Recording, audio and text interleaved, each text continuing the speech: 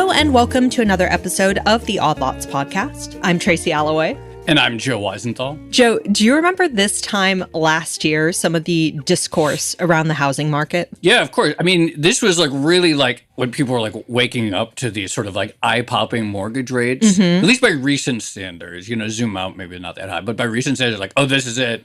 Housing is sort of over, crash, prices plunge, we're back. That's exactly it. So we had a really historic run-up in benchmark interest rates, and those were translating into higher mortgage rates. And everyone thought that this was going to lead to some people thought it would be a house price collapse. Others thought it would be some sort of impact, something significant one way or the other. And yet, fast forward 12 months, I'm looking at the Case-Shiller index. Yeah. We had a tiny dip, relatively small going into the end of last year. And now house prices are rising again. We basically had the shortest housing bear market ever. Yes. We had a really tiny dip in prices. Every index you mentioned, I saw some other one just yesterday, one of those national Freddie ones. I don't know. That's rocketing up again. Obviously, we know that the home builders sort of slam the brakes. So it's okay, here's prices falling, buyers drop out, home builders get crushed. Their stocks are, as we've been talking about on a bunch of recent episodes, they're basically at all-time highs. So somehow this huge repricing of mortgages did not cause the housing bear market that many, but not everyone expected. Yeah, and I mean, it's bad news if you were hoping that house prices would collapse, that you could finally enter the market. Good news if you are a homeowner, potentially. But anyway, you remember we talked to a guest last year, I think it was last October, and the idea was basically we were getting this really weird housing market with rates going up, but house prices actually not that vulnerable to a decline. And I think that scenario has more or less panned out. Totally. And it's been a theme of a few episodes, but it's totally true, which is that a precondition, so to speak, of a real housing downturn is unemployment and the existence of forced sellers. And so it's not a very good time to buy, but also very few people are forced sellers other than, I think we talked about, their divorces and things like that, or people who have to move for their work. And this has manifested itself not just in firm prices, but no housing inventory. And the people who track levels of housing inventory, it's record lows or close to it. And so, demand has dropped with high mortgage rates, but so has supply. And you get your price stability. That's right. So on this episode, I am very pleased to say we are going to be doing a checkup of the weird housing market. Let's put it that way. We're going to be speaking again with Jim Egan. He is, of course, the U.S. housing strategist over at Morgan Stanley. So, Jim, thank you so much for coming back on Odd Lots. Thank you for having me back. It's a pleasure to be here. So since we last spoke, I've been following your research, and your thesis when we spoke was this idea of basically a subdued impact on house prices, maybe less housing activity itself. Since then, you've sort of ratcheted down your expectations for house prices and then ratcheted them back up, not by a huge degree, I should say, but walk us through what the past 10 months or 8 months or so have been like from your perspective, trying to gauge what's going on here. Right. So I think you two both brought up a lot of kind of the key underlying points for how we think about the housing market. Our general framework, we like to call it our four-pillared framework, where we're talking about demand for shelter, supply of shelter, the affordability of the U.S. housing market, and the availability of mortgage credit. But a lot of what's been going on has been this kind of juxtaposition between supply and affordability. Mortgage rates move incredibly higher, and we see affordability deteriorate at a pace unlike anything that we've ever really seen in 2022. But the key question to ask on the back of that is, whose affordability actually just deteriorated? And the structure of the mortgage market this time around is such that you have what we'll call strong hands, right? A lot of homeowners were able to either buy their home or refinance their mortgage at record low rates. And so they have these 30-year fixed rate mortgages where they're just incentivized not to list their home for sale. And so, Joe, you mentioned that inventories are close to historic lows. We have existing listings going back over 40 years, and we're pretty much at the lows right now. And so if you don't have those homes listed for sale, then all of a sudden, despite the fact that affordability might theoretically warrant lower home prices, homeowners aren't willing to sell, or they're not forced to sell into those lower home prices that affordability might theoretically warrant. Of the inventory that exists, how much of it is people who are selling for some reason or another? Because there is some selling, it's not none, versus the role of new supplies, so basically new homes. When we think of inventory, we break it down across 3 lines, right? Existing listings, new home builds, and then you have kind of what we call the shadow inventory. This is distressed. This is your forced sellers. This is foreclosures, right? We're going to put that to the side for this conversation because we do think that mortgage credit standards, that 4th pillar, they've been so robust. They've remained so tight in the aftermath of the great financial crisis that we just don't necessarily see a substantial increase in defaults and foreclosures coming. Now, from a new home sales perspective versus an existing home sales perspective, a new listings perspective versus an existing listings perspective, this is still largely going to be an existing listings market, right? New home sales, one of the characteristics over the past 6 months of this year has been the fact that new home sales have made up a larger percentage of total transaction volumes since 2006 versus existing. However, that just means they've climbed back to about 20% of transaction volumes. So existing listings are still, call it 80% of those monthly transactions, even if those listings are kind of running at 40-year lows. So one of the interesting things that's happened in recent months is the home builders seem to have really ramped up activity, which is somewhat unusual because you would assume with interest rates going up, their cost of capital would be increasing. And yet it seems that supply is still so tight that everyone wants to get in on building new houses. How big of a surprise has that been for you? And would you expect the new home building response to moderate at some point? So I think if we take a little bit of a step back and look at the total starts figures, because I agree, if we look at some of the housing data that's come across in the past month, the past 2 months, I'd say that the 3 data points, if you wanted to grab an optimistic housing view, would be new home sales. Wait, what's optimistic? Yeah, is that house prices going up or down? I don't even know what the optimistic side is anymore. That's a good question. I guess if you want to say that we're going to enter, I don't even want to call it a V-shaped recovery. Okay. But a significant increase in housing activity and then potentially even an increase in home prices on the back of that, as opposed to maybe an L shape. Yeah. Like, have we found the bottom and we're moving? Yeah. Or another leg down. Okay. So if you wanted to grab we're entering a recovery. Activity is going to increase. Sales and starts are going to increase. Prices are going to increase. By the way, these are not our forecasts.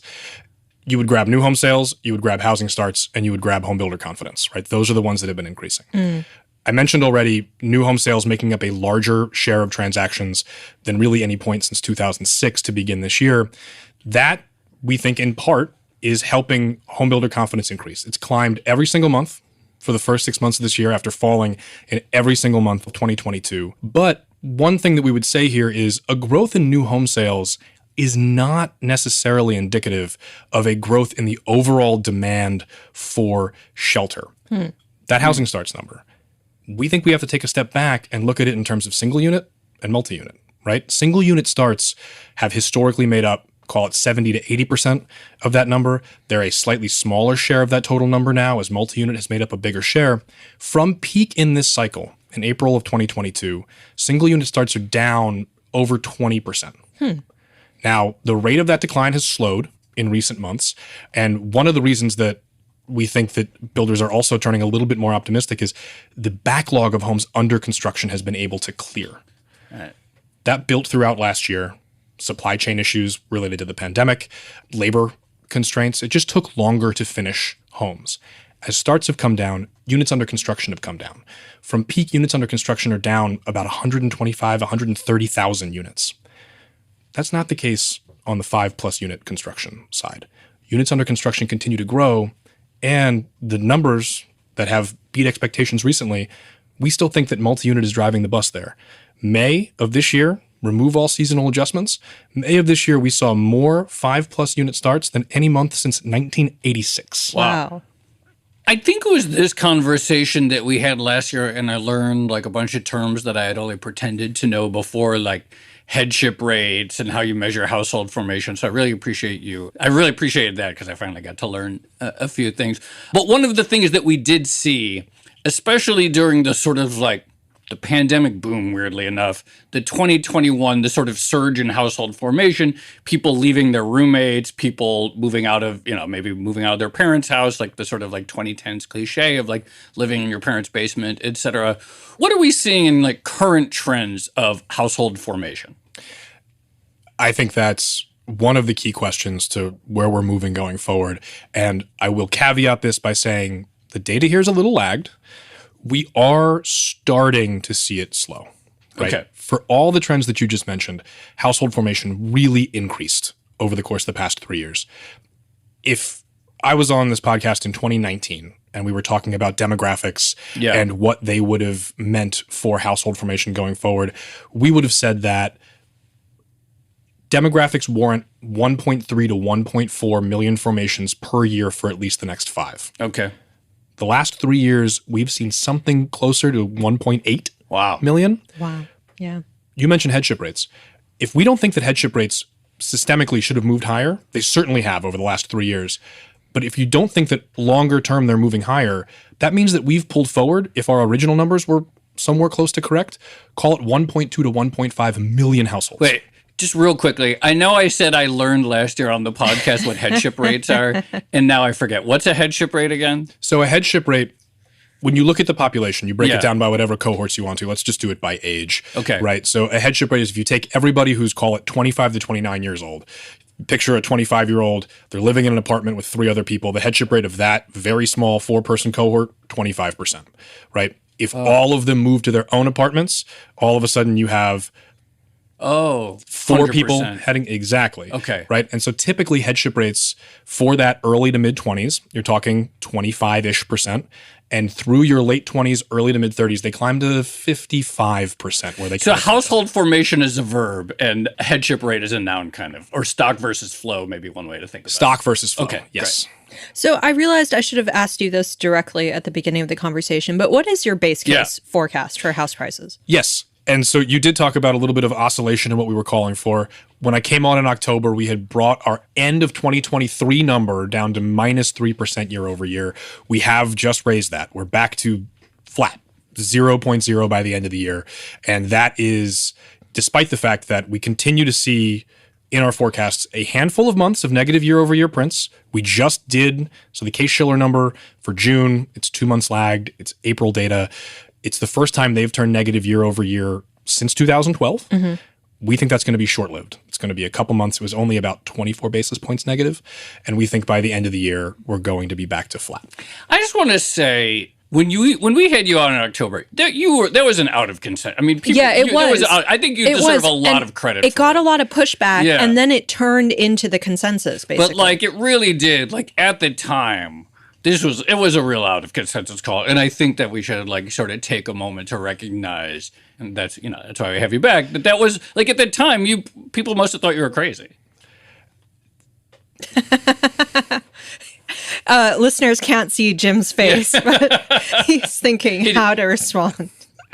First of all, thank you. There were certainly a lot of conversations in the fourth quarter of last year that asked why we weren't calling for home prices to fall further. Yeah. I would say that you made the comment that it moved towards consensus. It certainly did. And I don't think that our 0% call by the end of the year is too far from consensus right now.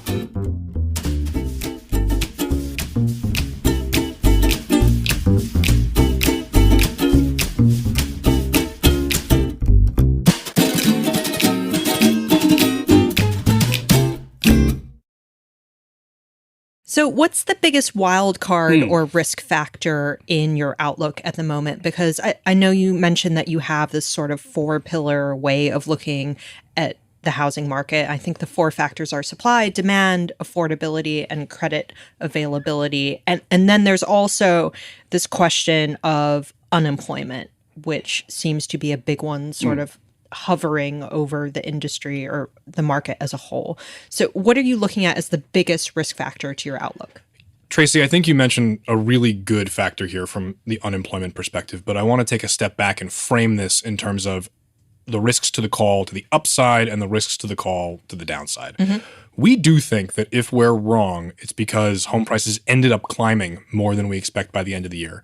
And we think that because, look, affordability still remains incredibly low, close to multi-decade lows. And so if you were to see affordability start to improve, and perhaps it improves because maybe we get more of a soft landing than we're expecting. Maybe the labor market starts to slow down, doesn't necessarily fall off a cliff. Maybe inflation really starts to slow down, and all of a sudden you get a world in which perhaps the Fed can start cutting earlier than people expect. Rates start to come down. Affordability is largely a three-pronged equation. It's incomes, it's rates, and it's home prices. And if rates start to come down, yes, affordability going to be very difficult for that to get back to where we were in the 2020, 2021 timeframe. But if people start seeing 5.5% mortgage rates as opposed to 7%, that could bring more people off the sidelines, and supply is still going to be low. Jay Backow and our agency MBS team calculate something called the Truly Refinanceable Index, and I do think this is one of the more important numbers in our forecast, or at least interesting. It measures what percentage of the mortgage universe has at least a 25 basis point incentive to refinance at any given point in time, given where prevailing rates are. As we're sitting here today, it's less than 2% of the universe. Right. If mortgage rates were to rally all the way to 4%, that is nowhere close to our forecasts. If they get to 6% by the middle of next year, we think that would be roughly in line with expectations. They might be higher than that. But if they get to 4%, that Truly Refinanceable Index only climbs to 21% of the mortgage market. 79% of mortgaged homeowners have a mortgage rate of 3.5%. They're not going to be incentivized to list their homes as these rates start to come down. So you could get this demand reaction into what is still an incredibly tight supply environment that leads to upside risk to our call. Interesting. So the demand variable just seems way more potent than the supply variable. On the upside. On the upside. Downside, yeah. Now we're looking at supply. Okay. If you don't necessarily see an improvement in affordability, if you do get a harder landing than we think, if the unemployment rate picks up, and so all of a sudden you do have issues that remain there from the demand side, and you have some impetus for supply to start being delivered into this lower demand environment, that's where you could start to see home prices come down.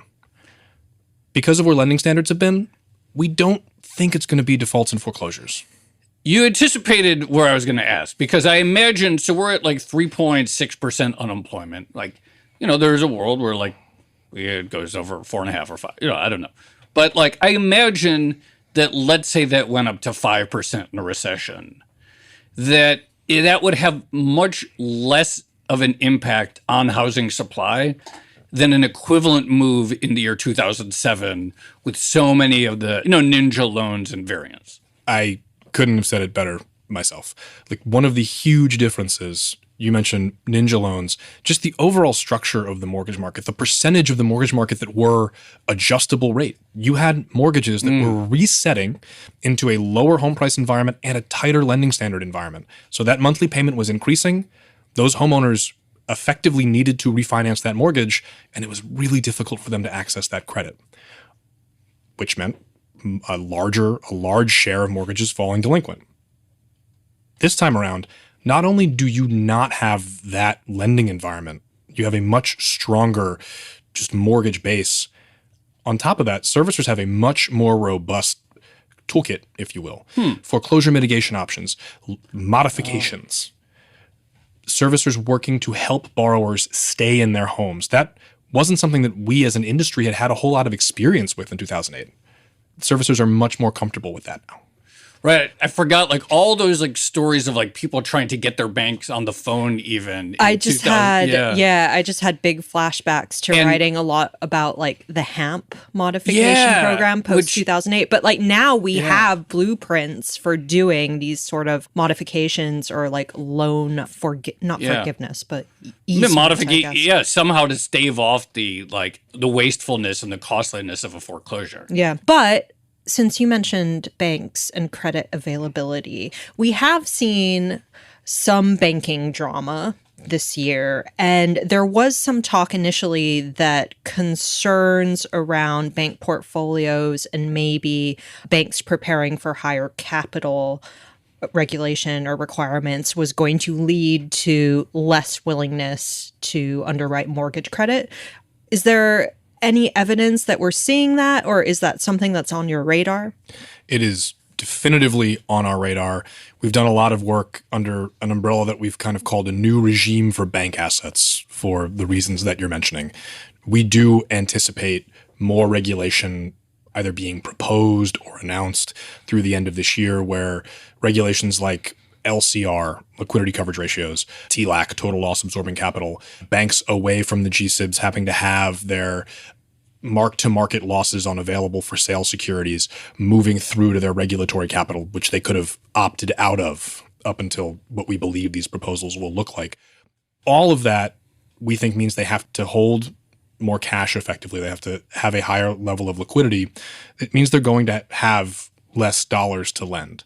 It also means they're probably going to be looking a little bit more shorter duration on the asset side. And banks buy a lot of mortgage-backed securities.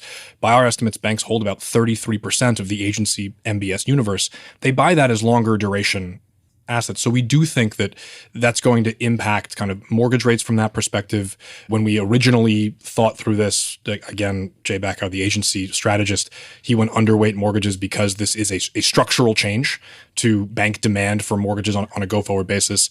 But valuations matter as well. So we're neutral at this point. Mortgages did sell off. And so we think that at this point, they're effectively fair valued. But that is how we kind of have to think about affordability moving forward. And then from a credit availability perspective, if you ask where, from a four-pillar perspective, we were in that outlook the last time I was here versus now, I would have told you that we probably expected lending standards to ease, at least on the margins, over the course of 2023. We no longer believe that. Lending standards, we think, if anything, they'll stay tight, probably going to tighten from here. Some of the credit availability indices are already showing a little of that behavior, but lending standards have remained so tight for 15 years. The question is really how much tighter can they get? I want to talk about another dynamic of the sort of pandemic housing boom. You know, we talked about the surge in household formation and roommates no longer being roommates and people moving out of their families' homes. The other thing we saw is people with high incomes leaving cities and going into markets in which they had above average income. So if you're working for Facebook or something and suddenly you can like go live, you know, in Arizona or Utah or whatever, and suddenly you're the highest paid person in the area, you can outbid all the locals for homes. Obviously, like that wave ended, probably reversing a little bit, and then some companies like, no, we actually don't want you out in the middle of nowhere, come back to the office, etc. How much did that sort of distort things and contribute to price appreciation? And how much is the sort of like, I guess it's like ameliorating some of that wave, like affecting the market now? So from a contribute to price appreciation perspective, if you ask me the one data point I really want to know for home prices 6 or 12 months forward, it's supply. If you ask me 5 years forward, it's population migration and where people are moving. But if you think about what happened when at the outset of COVID, it was almost a perfect storm from a home price perspective where you had this demand, people, their ability to work from home, maybe their desire to get a little bit more space, leave densely crowded areas. I think I mentioned this the last time I was on, but the home price appreciation between less densely populated zip codes and more densely populated zip codes bifurcated in a way that we'd never really seen in our data going back to the late 80s, early 90s. Because not only did you have that demand, but with mortgage rates coming down to historical lows, now all of a sudden the buying power of that demand is increased. And supply was racing to all-time lows. And so you kind of had this three-pronged demand plus buying power of demand plus tight supply, leading to real incredible home price growth in some of those areas.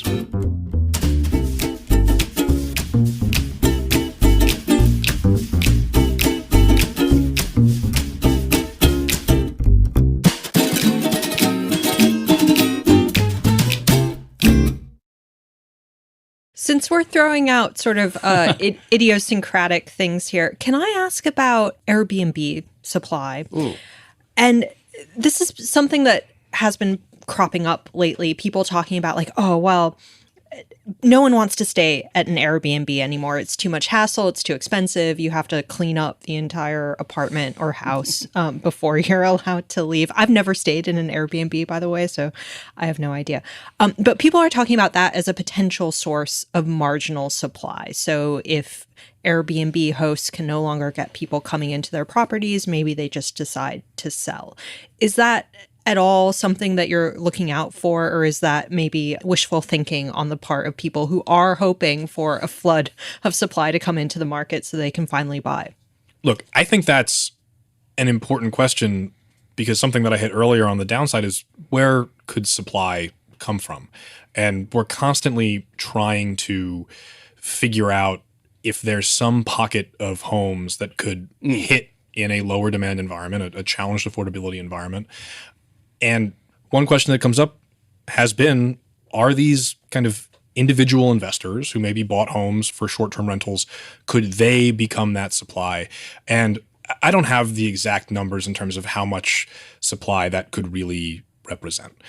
When we look at the mortgages holistically that were originated over the course of the past 3 years, it's a lot of fixed rate paper. It's a lot of really low interest rate paper. You've locked in a very low cost of shelter, even if it's not your primary shelter. You have an elevated amount of equity in that home.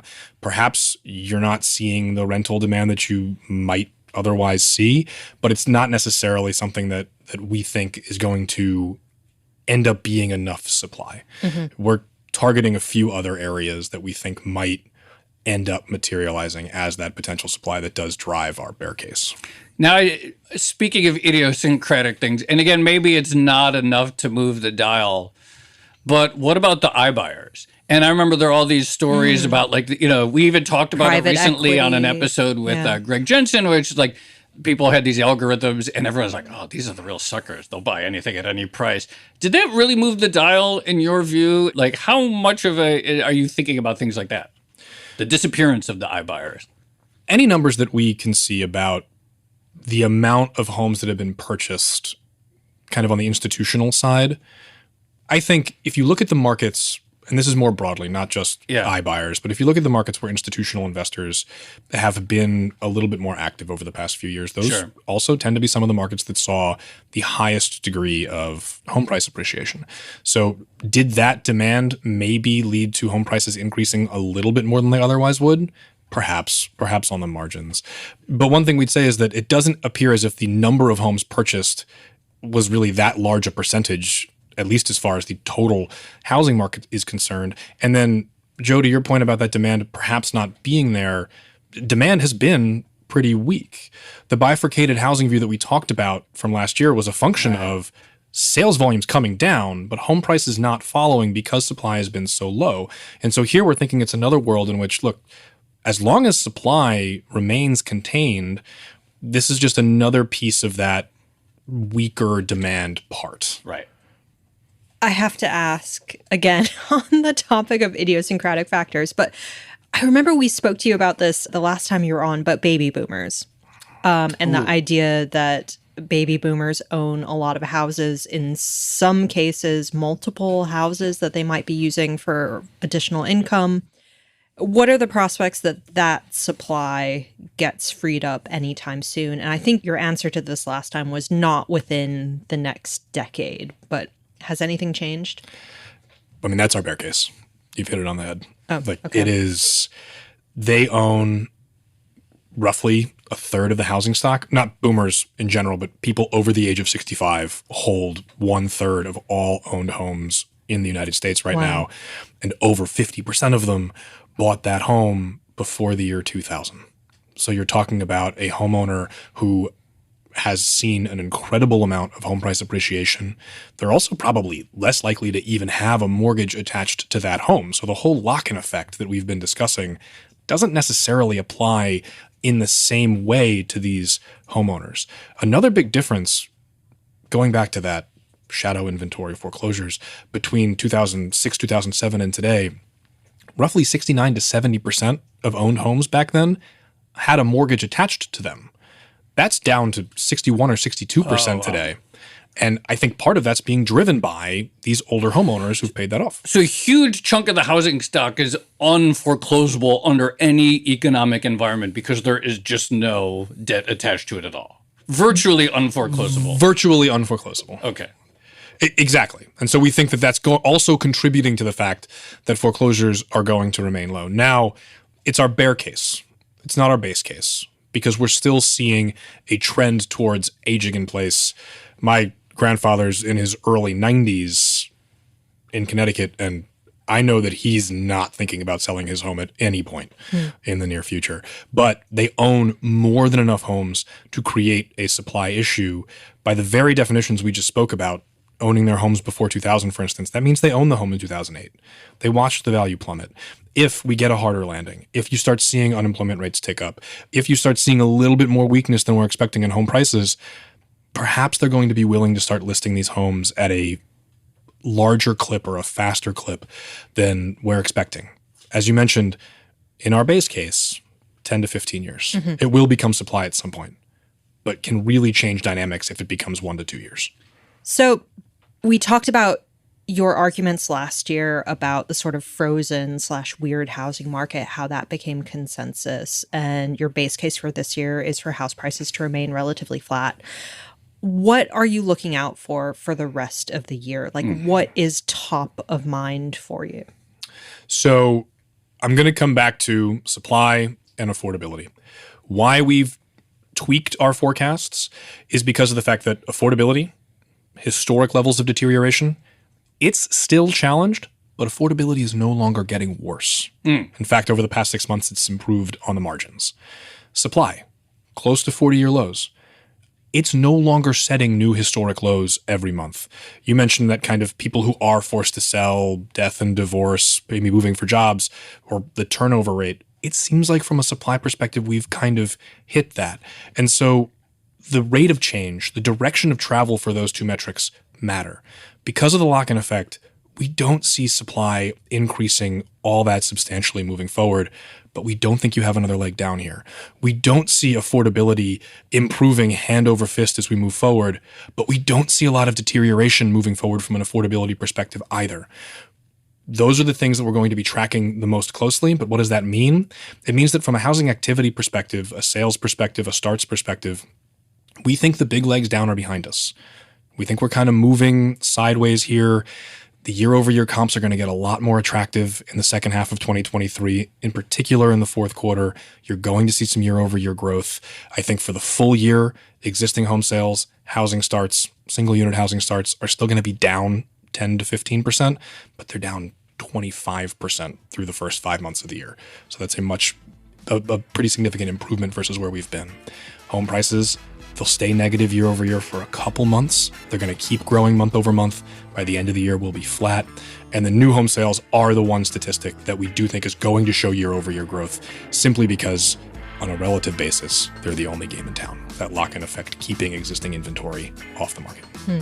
All right. Well, Jim, thank you so much for coming back on Odd Lots. Really appreciate it. Thank you very much for having me.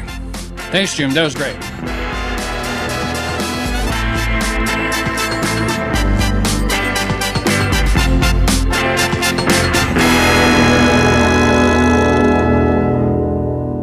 So, Joe, that was really interesting. And I really enjoyed being able to catch up with Jim, given that, given the call last year was pretty out of consensus and then sort of became the de facto thing.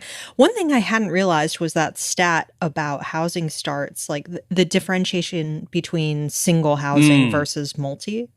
I didn't realize it was so segmented. No, I know. It's a pretty extraordinary start. And the fact that like rents have like really slowed and yet at the same time, multifamily starts continue to be setting like these like monster numbers is like kind of wild.